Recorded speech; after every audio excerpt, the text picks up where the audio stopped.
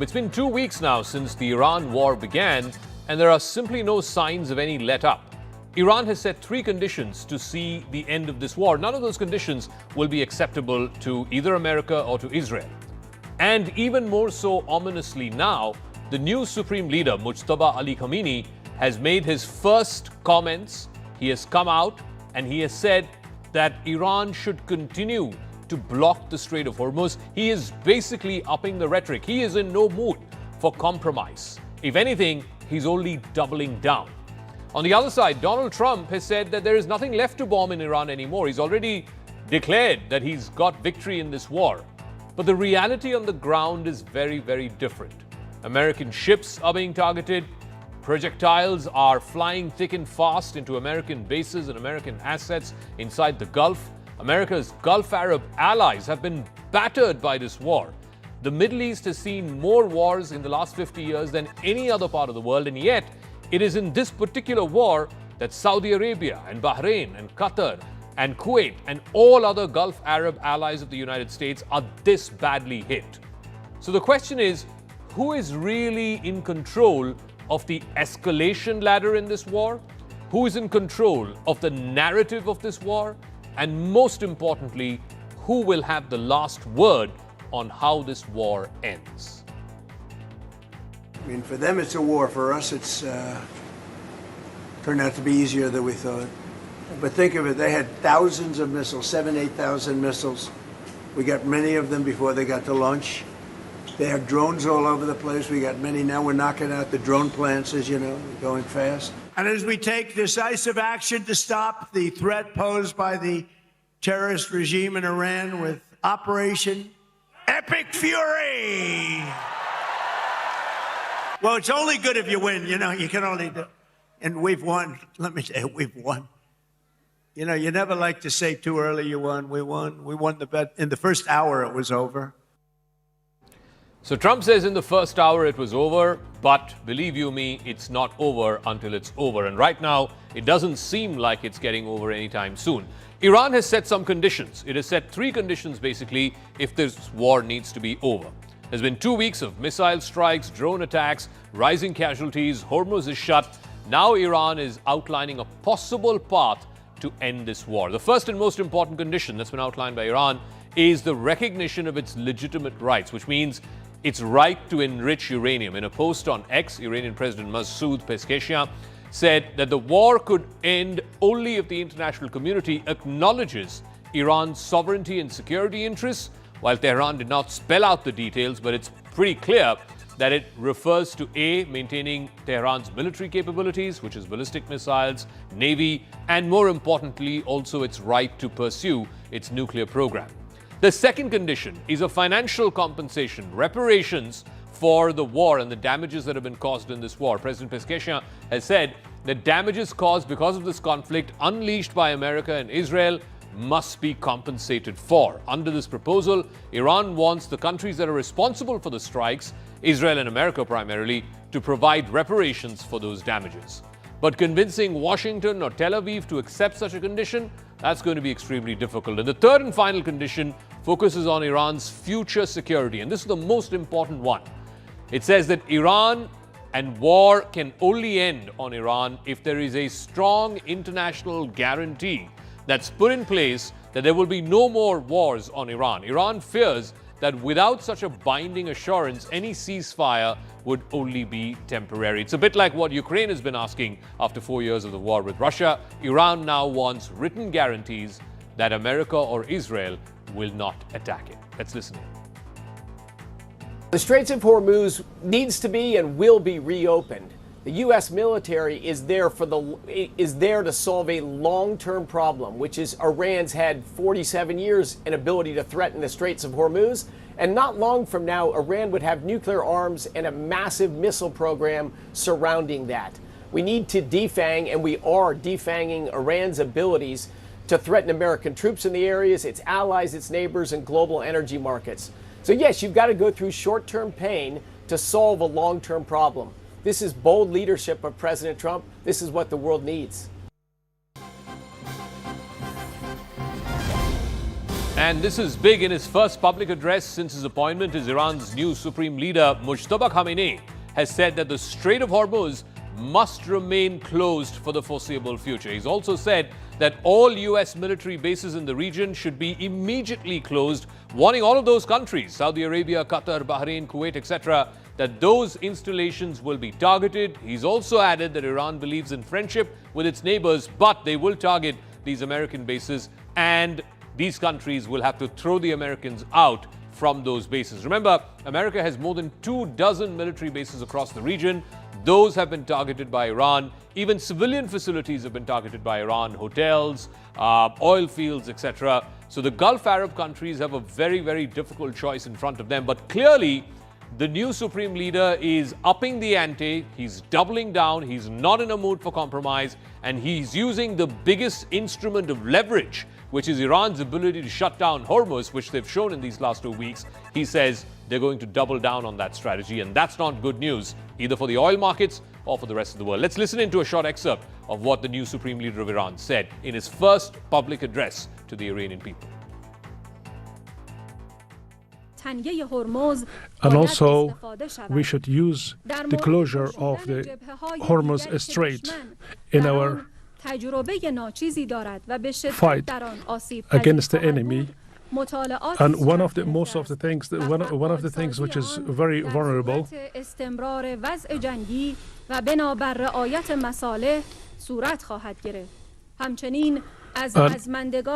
also, I thank the resistance front.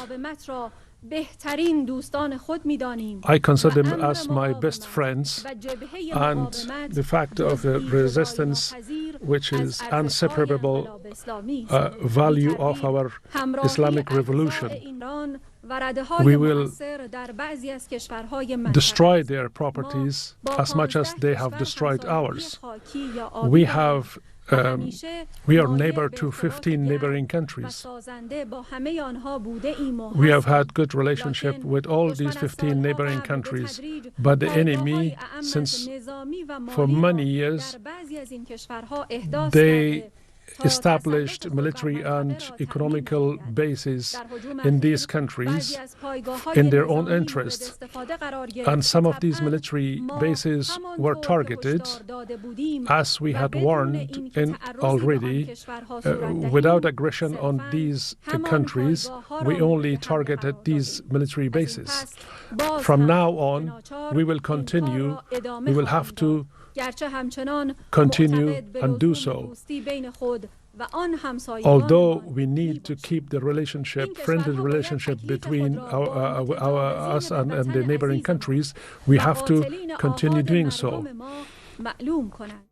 He's doubling down on those two very critical things. He says Strait of Hormuz will continue to remain shut, and Iran's Gulf Arab neighbors and the military bases that they house and they host are absolutely legitimate targets, he says. Let's try and make sense of this. Sushant Sareen is a senior fellow with the Observer Research Foundation. J.S. Mukul, former diplomat. Adam Scott Bellows is the CEO of Israel Innovation Fund. And Ray Locker, author and journalist, now joining us from the United States. Sushant, what do you make of the comments? The first public comments made by the new Supreme Leader, Mujtaba Khamenei, and he's doubling down both on shutting down the Hormuz Strait, keeping it shut, and two, he says all of these countries that are housing American bases, they are kosher. They are absolutely legitimate attack targets. Yeah, Zakka, so if anybody thought that, this war is going to start winding down soon enough, it's not. In fact, what the Iranians are now indicating is that they have the appetite for this war. And I dare say the rest of the world might not have the same appetite. I think the Arab countries around Iran seem to be hurting, but they are not the only ones hurting. I think the rest of the world has started hurting. Although Donald Trump seems to be pretty kicked about the fact that oil prices are going up and the Americans will make a lot of money. I don't know how ordinary Americans will make a lot of money if oil prices go up, what happens to their economy. But that aside, the fact of the matter remains that allies of the United States, from Japan to Europe to India to other countries, are hurting. And the Iranians seem to have understood that by controlling Hormuz and by targeting oil facilities and by targeting the Arab countries, they can actually keep inflicting unacceptable damage. And what will the other side do? What more can they do than what they have already done? And can they take out all the Iranian facilities to exercise these two leverages on the Straits of Hormuz and to target the oil facilities? And if you can't do that, then this thing can be done endlessly. And if Okay. you are not ready to put it on the ground and you're not ready to, and none of the Arab countries have shown any inclination to join the war effort and start attacking Iran either by air or by other means. So, in a sense, Iran seems to be justified, at least from their point of view, in upping the ante and, as you say, doubling down on their policy. Okay. And there's damn all we can do about it. So, J.S. Mukul, how does the rest of the world then deal with this? I know a country like India is also feeling the pain of this Hormuz Strait being shut. Our energy demands are under pressure. I'm sure that's the case with China, with other countries in South Asia and in Southeast Asia, including, U.S. allies like Japan and South Korea, etc. How do these countries bring some pressure to bear on both America and Israel as well as on Iran to stop this and to reopen the strait? No, I think it's easy to start a war, as we saw. One side can do it, but to really come to a conclusion, both have at some stage to agree. Now, the conditions that are being publicly voiced, these are the maximalist positions which both sides have been talking of. President Trump has spoken of many objectives in the beginning, regime change and surrender and, missiles being completely destroyed, nuclear facilities obliterated, including that he would like to have a say in the successor of the former leader Khamenei. Now, similarly, Iran is voicing its maximalist positions in terms of the conditions, and we saw that kind of doubling down, as you put it, by the new leader, Mujtaba Khamenei. But we know that in diplomacy, as I think famously Harold Nicholson said, we cannot have open covenants openly arrived at. You should not have secret covenants secretly arrived at, but you should have secret open covenants secretly arrived at. Ultimately, the negotiations have to be done behind closed doors. They cannot be done in the full glare of media, of public opinion. So these are maximalist positions. Okay. Having said that, the question that you asked, yes, I think pressure has to be built up by the international community, and we heard a large number of countries are hurting. I don't think anybody is happy with this. And now this war seems to have become, it started with that it would be a quick operation. Then I think President Trump has spoken of 4 or 5 weeks at some stage. And now he says whatever time it takes, there's no time limit to this. So I think, and the Iranians have also, I think, after taking the initial strike, in which they were tactically surprised and they lost a lot of leaders, etc., and generals. I think they have also now settled down to this. So basically, it is for the international community, allies, of both the sides, friends and allies of both the sides, who need to try to convince them and get them back to the negotiating table. So, Adam Scott Bellows, the problem is Iran seems to have very quickly found out the two biggest pain points for the rest of the world. One is shutting off Hormuz. 20% of the world's oil flows through that. So it's going to hurt big countries like India, China, Southeast Asia, etc. Well, actually, China is one second, Mr. Scott, let me finish, please. The second pain point, and they've again quickly discovered this, is attack America's Gulf Arab allies like there's no tomorrow. I mean, I said this at the top of the show, and we had an earlier discussion on an earlier show as well, that in all of the wars that we've seen in the Middle East, I can't remember a previous instance where Saudi Arabia, Bahrain, Qatar, Oman, UAE, Kuwait, all of these countries have been literally brought down to their knees by a few Iranian drones and missiles. They found these two pain points and they're pressing the finger on the wound. Okay, so first, in terms of the Strait of Hormuz, China is the only country that's allowed to move through it right now. So it's incorrect to say that it's closed to China. That came out recently. So that kind of changes a little bit of what you're saying. Two, one of the main reasons this war needed to happen was because that situation was always possible. And you have an eschatological apocalyptic regime controlling such a extremely important territory or canal or a strait, so to speak, that allows for 20% of the world's oil. But they've Second not, of all, this regime's been there in power since 1979. They've not shut Hormuz like they've done in the last 2 weeks. And we needed to remove it since 1979. The other point that So you how is made that working was out for you? The attempt to try and stop them from shutting off Hormuz. Do What have you wanna- ended up do you doing? wanna- Do you want to let me finish my points? Or do Go you ahead. wanna Yeah, interrupt go me? ahead. Right. Okay. So I wouldn't say that the rest of the Middle East has been brought to its knees by any means necessary by a few Iranian missiles. I think that's a gross overstatement. I'm in Tel Aviv right now, and I can tell you right now, nowhere near is there the intensity of rockets hitting Israel like there was during the 12-day war about a year ago. In addition to that, we know that a significant amount of their leadership has been wiped out. A significant amount of their upper echelon in the IRGC are defecting. We knew that this was going to take a few weeks, if not a month. And we knew that going in from the start. Messaging coming out of America is a very different thing. The American people need to hear different things at different times, and they really don't understand how geopolitics work in many respects. They don't understand necessarily how wars are fought anymore, considering that the last few campaigns the Americans have been a part of have not been very successful, nor do they necessarily understand. So Americans don't understand war. The Gulf Arab allies of America don't understand war. Only Israel understands war.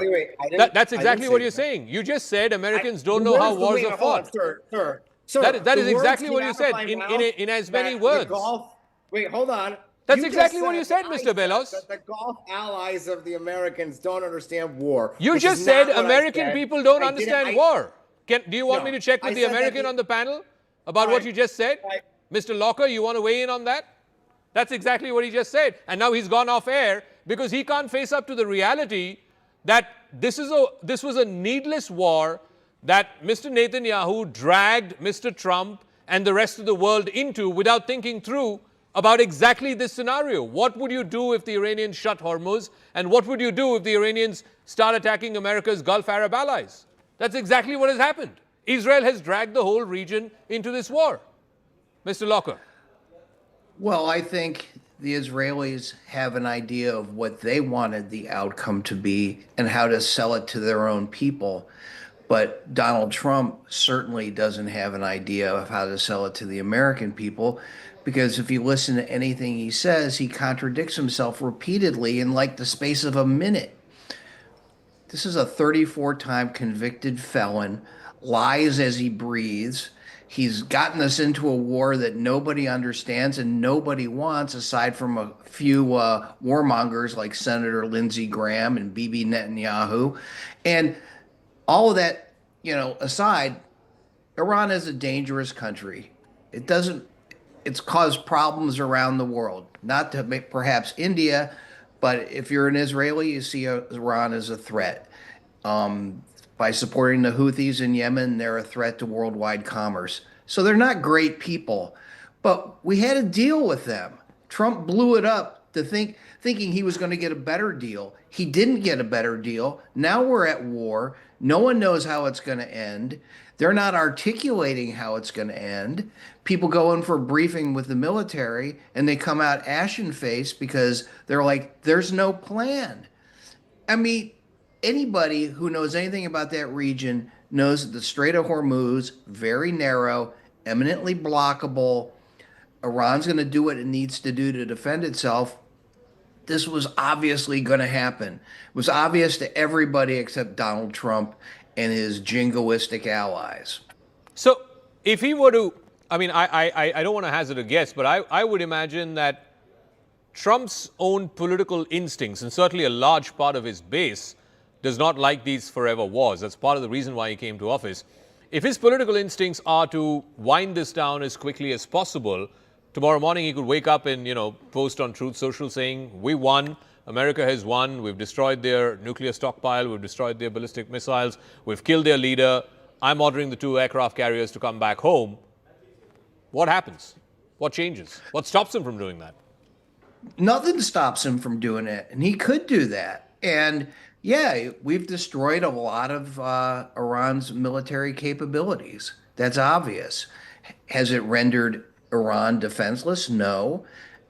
We haven't destroyed their nuclear program, whatever, I don't even know what they have, but we haven't destroyed it. We said we had destroyed it last year. Obviously, we didn't. He could declare victory, pull everybody out, and things could go back to normal or relatively normal. And then he'd probably attack him again if Netanyahu yanked his chain.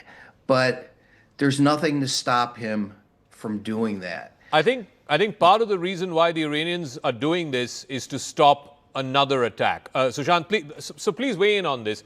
The Strait of Hormuz was the biggest choke point, was the biggest concern.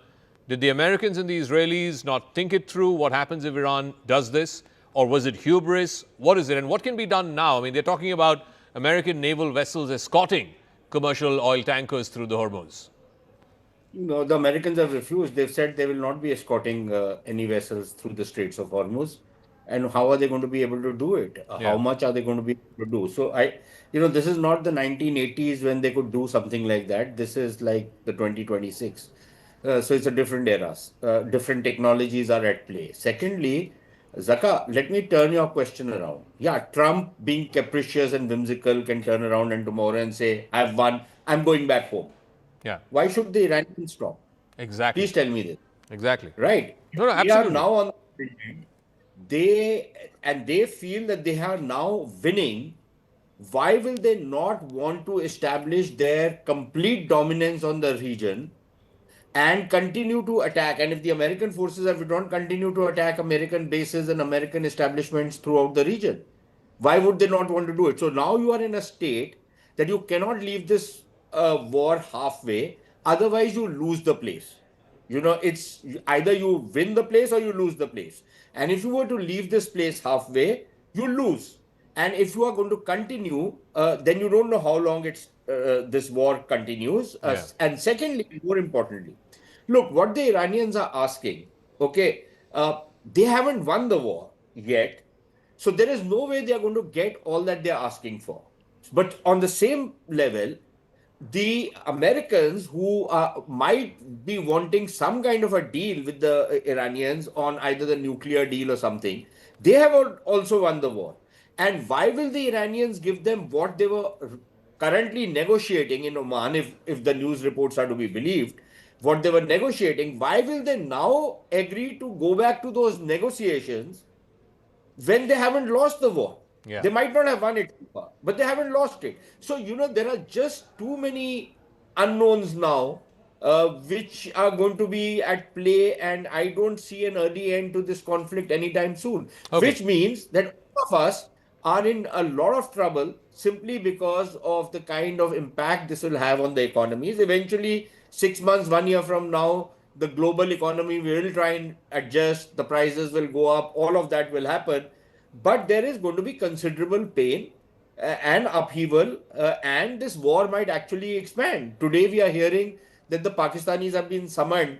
Now, this is, I don't know, we still need to verify whether they will actually go ahead and do it. But apparently, the Saudis are very cut up with the Pakis, and they are telling them that, listen, you have a deal with us. We promised you a whole lot of things. You need to open a second front, perhaps even send in troops into Iran. So you open in front, you squeeze the Iranians. Will the Pakistanis do it? What are going to be the consequences for them? So you don't know where this damn thing ends now. Okay. It's just expanding all the time. I agree exactly with what Sushant is saying. There's no reason why the Iranians would stop now. They feel like, as he rightly said, they don't need to win this war. They just need to survive. And they're doing that. Their regime is very much intact. That was one of the stated goals. That's not been achieved. No one quite knows what's happened to that nuclear stockpile. And 3, about the ballistic missiles and these missile launchers, well, every day is proof that at least some part of it is still very much intact. So, Mr. Scott Bellos, welcome back to the program. None of those 3 objectives have been met. It hasn't even been 3 weeks. I don't understand what you're expecting. I mean, this is a very strong regime, and it's not just going to topple overnight. I mean, the commentary that I'm hearing is just up in the air of what could be or what, could possibly change. But at the end of the day, this is a campaign that is probably going to take 8 weeks, if not at least a full month. And listening to what's your assessment is, and I'm genuinely trying to understand. So the Israeli assessment is it could be anywhere between 4 to 8 weeks, right? Let me put it this way. I don't think that this is something that any of us planned on being super quick. Okay. The feeling in Israel is that of relief that this is finally happening, and many people wish it happened earlier in the year. And in addition to that, I think it's very ridiculous to think that the Islamic Republic is going to be able to survive if it's not only fighting the entire Middle East, but also the United States. So can I ask you, if at the end of these 4 weeks, or if at the end of 8 weeks, if these three objectives, which were explicitly spelt out both by President Trump and Prime Minister Netanyahu, if those objectives are not met, what happens then? This war continues? I think this war will continue until the Islamic Republic no longer stands. I don't think that's a far-fetched, reality. 60 days from the start of the war, the administration no longer, the regime no longer standing. I don't think that's far-fetched at all.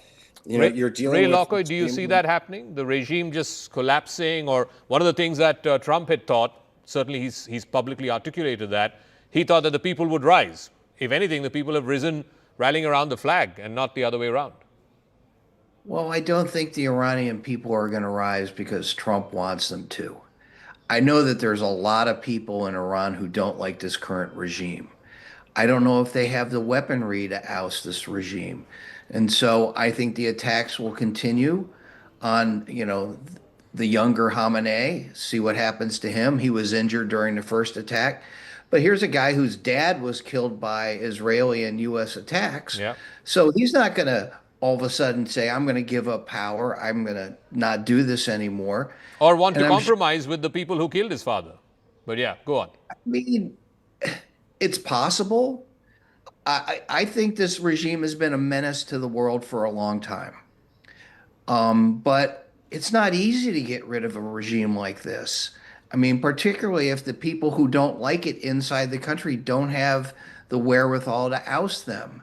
Is there somebody in the inner circle, like we saw in Venezuela, who's going to say, look, I'm going to take control. I'm going to get rid of Khamenei and I'm going to seize control. And I know I have enough people in the military to back me. I don't have that information. Clearly, the Israelis have more information about what's going on in there than anybody. I mean, they knew where Ali Khamenei was, and they dropped the bomb on him, and they killed him. They've penetrated a lot of things in Iran, but I don't know that, and I don't think Trump knows it. And unfortunately, he's the top salesman in the United States for this whole venture, and he's doing a terrible job. Okay, we'll leave it at that. Thank you very much to Ray Locker, Sushant Sareen, Mr. Mukul, and also to Mr. Adam Scott for joining us. Like I said, the whole world is feeling the pain of this, particularly those two pain points, the shutting of the Strait of Hormuz and all of these attacks on America's Gulf Arab allies.